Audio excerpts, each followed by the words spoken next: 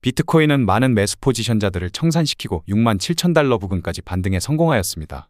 그러나 단기간에 급락폭이 컸던 만큼 그에 따른 되돌림 반등뿐일지는 지켜봐야겠습니다.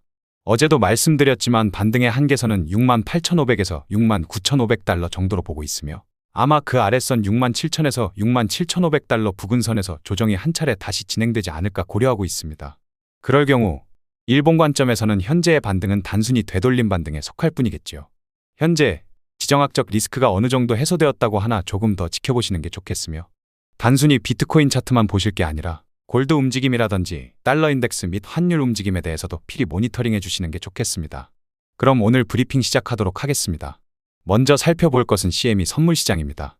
제가 최근 CME 선물 시장 움직임에 대해서 지속해서 강조드리고 있는데요. 그 이유는 실제로 CME 선물 시장의 미결제 약정 점유율이 1위이기 때문입니다. 오늘 날짜로 이제 점유율은 30%까지 상승하였습니다. 따라서 CME 시장 움직임 동향이 상당히 중요한 이유죠. 그래서 제가 어제 말씀드린 게 당장의 저점을 경신한다기보다 오늘날 다소 일시적 반등이 나올 것이다 한 이유가 여기 있습니다. 그것은 주말간 CME 시장 가격이 67,000달러 부근에서 마감되었기 때문이죠.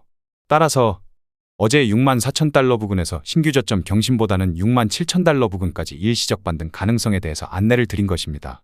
해당 CME 선물 시장의 중요도가 높아진 만큼 해당 시장 가격 괴리감을 맞추려 될 것이기 때문입니다. 따라서 오늘날의 반등은 CME 시장 간 가격 괴리감을 맞추기 위한 일시적 반등으로 해석하고 있습니다.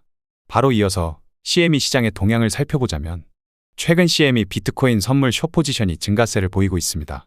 선물상품거래위원회 CFTC에 따르면 헤지펀드들이 최근 선물 계약의 숏 포지션을 늘리고 있으며 이는 2017년 비트코인 선물 거래가 시작된 이후 가장 높은 수치라고 하였습니다.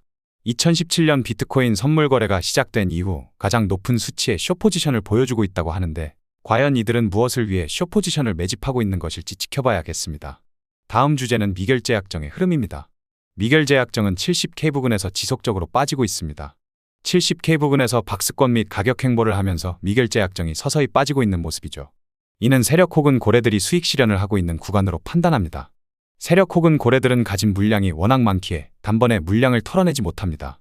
서서히 횡보 및 박스권을 그려가면서 수익 실현을 점진적으로 진행할 수밖에 없습니다. 따라서 저는 여전히 현재의 구간은 세력들의 수익 실현 구간이라 보고 있으며 물량을 시장 참여자들에게 분배하는 과정에 있는 것으로 판단합니다. 현재 비트코인은 일시적으로 67,000달러 부근까지 반등하고 있으나 세력들의 수익 실현은 점점 더 가속화될 것이라 보고 있습니다. 마지막으로 살펴볼 것은 비트코인 차트입니다. 비트코인의 하락 모멘텀은 이미 발생되었습니다. 현재의 상승은 낮아지는 고점에 대한 컨펌을 받는 구간이라고 보여집니다. 재차 상승한다 할지라도 이전의 고점을 높이기 전까지 하락의 가능성에 초점을 두는 게 좋겠습니다. 이전의 고점을 높이지 못하며 낮아지는 고점에 대한 컨펌이 명확히 나올 경우 알트코인들의 조정은 강하게 한 차례 더 나올 가능성이 높습니다. 따라서 여전히 저는 매수 동참하기보다 시장에 있어서 상승 신호가 포착될 때까지 기다리는 게 좋을 것으로 판단됩니다. 오늘 준비한 영상은 여기까지입니다. 오늘도 시청해 주셔서 감사합니다.